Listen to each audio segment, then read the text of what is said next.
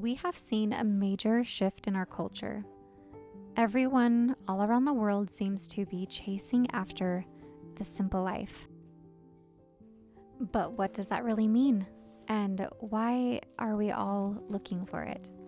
There has to be a reason why we are all hungry and craving a different way of living than what is being offered culturally in our modern world. Living simply can be countercultural. It's almost rebellious in a way. It often means reducing materialism and prioritizing intentionality, finding joy in very simple things and learning how to do creative hobbies, learning how things are made, things that reduce stress and anxiety, focusing on quality over quantity, and really focusing on the essentials and reducing unnecessary commitments and distractions and making more time for, more meaningful things in your life.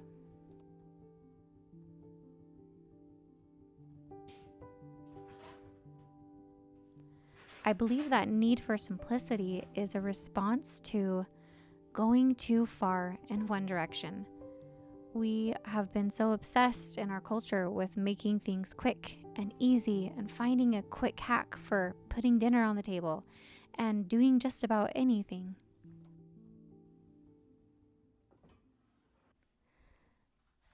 And now you find 20-year-olds who don't want to buy bread from the store. They want to learn how to make it themselves.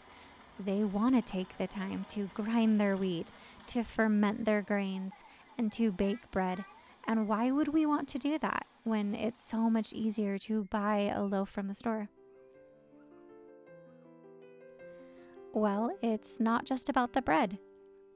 It's a state of living. It's a state of being. And it's enjoying the process of productivity.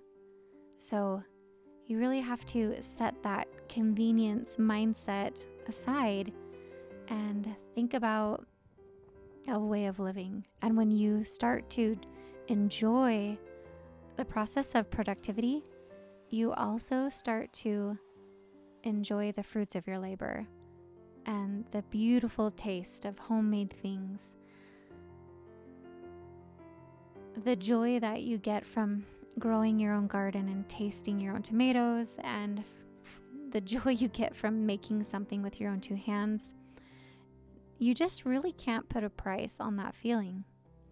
And I think it's that feeling that people are craving. It's something that we have been missing for far too long.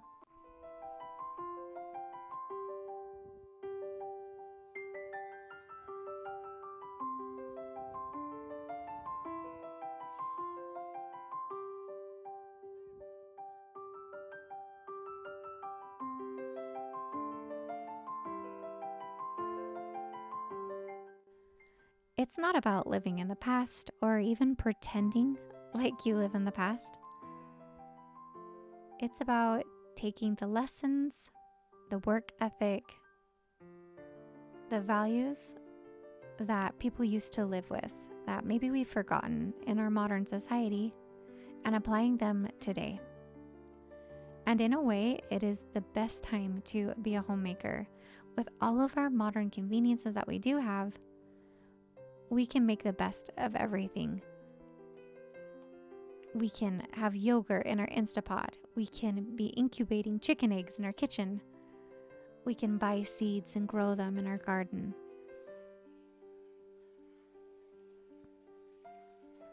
We really were meant to work hard.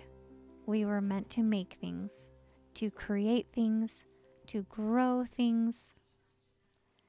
And I think we will be happier people when we do those things.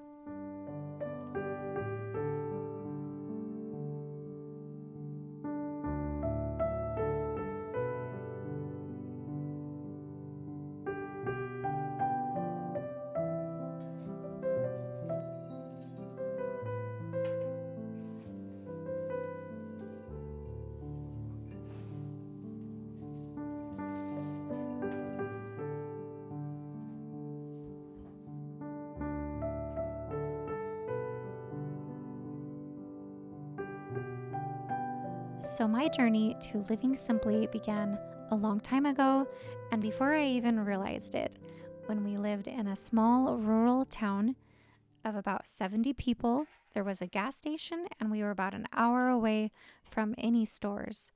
And keeping a good pantry became a necessity. I decided to go on a journey of educating myself on how to make everything. I wanted to know how to make everything. And the more I learned how things were made, the more I loved it. And I loved how things tasted. And it was just fun. It was just fun to know where soap came from and how to make mayo. And once you start making your bread from scratch, you just really can't go back.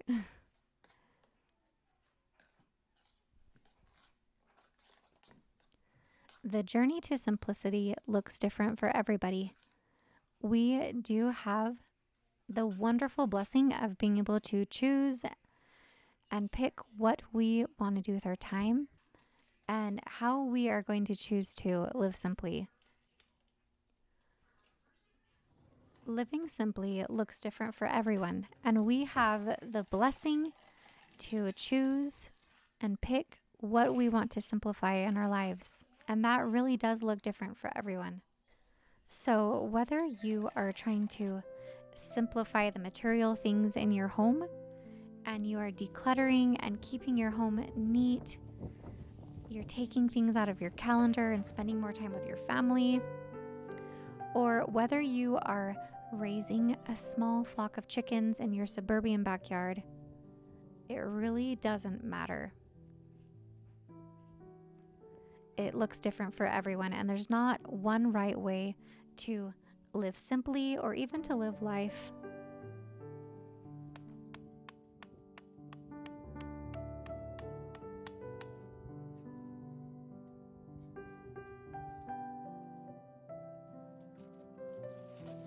I would have stayed in our little suburb in Wyoming with my chickens in the backyard and our cute little garden that we really struggled trying to grow food in.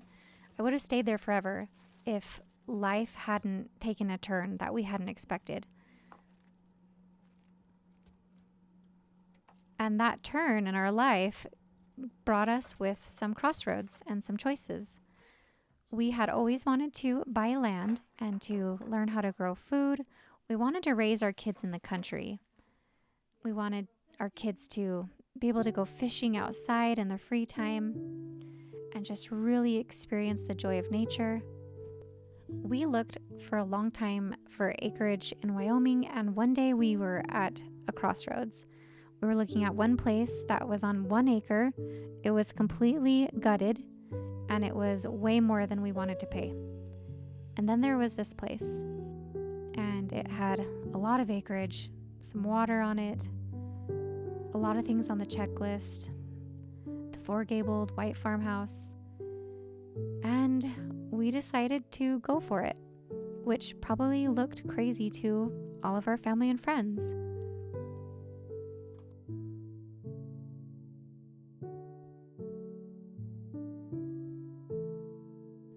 Not everyone who is living a simple life needs to homeschool their children.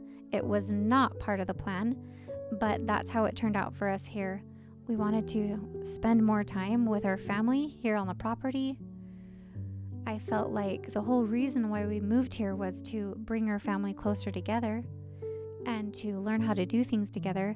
And so it just felt really natural to bring the kids home and for us to be spending that time here at home together.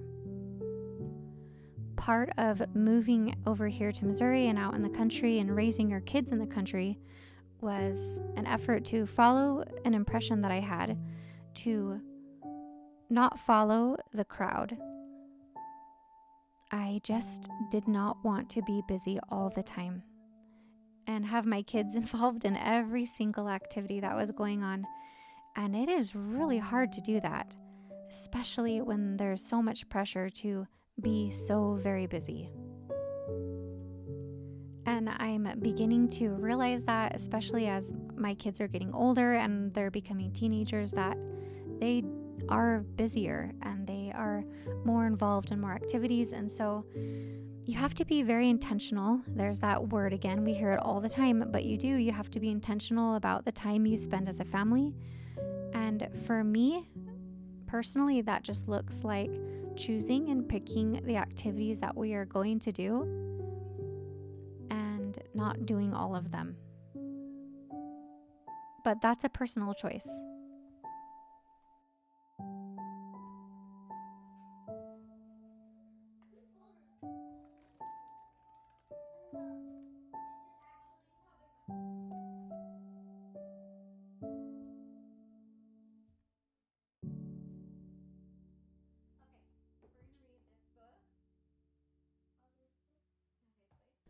So, for those who are craving the simple life, who want to live more intentionally, prioritize the things that are most valuable to you, I suggest making a list of the things that you value the most, those things that are within your heart that you would love to spend the most time doing, or things that you would love to achieve. And hold on to that list. Keep it in your heart and make those things a priority in your life. Really ponder about what you can start doing, but also what you could stop doing today to make things more simple in your life. And you'll know if those things are right based on how those things make you feel, how they affect your family. Is it bringing more fulfillment, more joy? Is it making the fruits of your labors more sweet?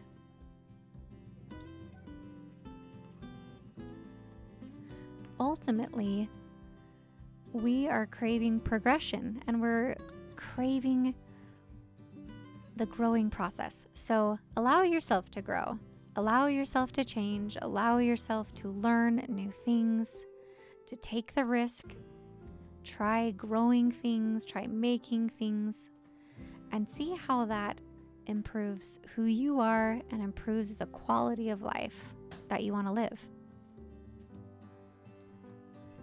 Just remember to not complicate things. If you want to start cooking more things from scratch today, don't try to make sauerkraut, make jerky from scratch, and learn how to do sourdough all in one day. Take your time learning new things a day at a time.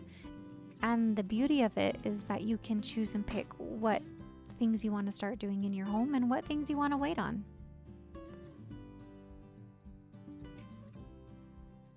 That's the joy of simple living, is that it doesn't have to look the same for everybody.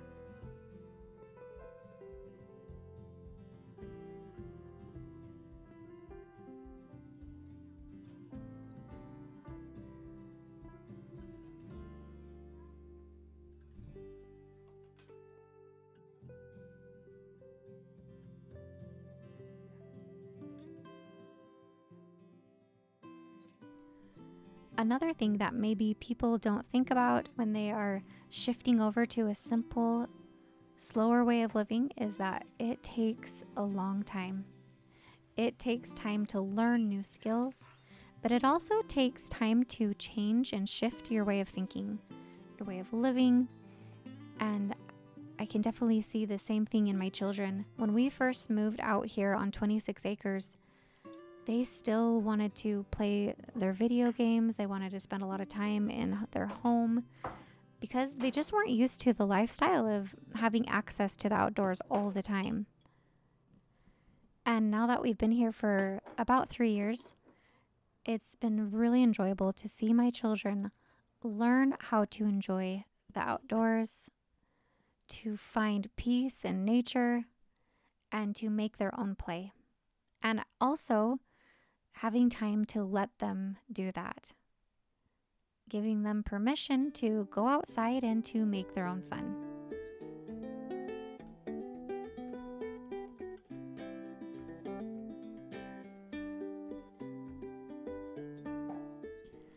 We don't have it all figured out.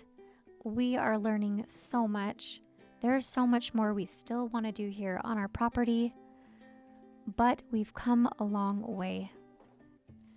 It reminds me of the proverb, "A journey of 1,000 miles starts with a single step." We've taken lots of little steps to get to where we are. We took one giant leap of faith and bought 26 acres, and we have a lot more to go.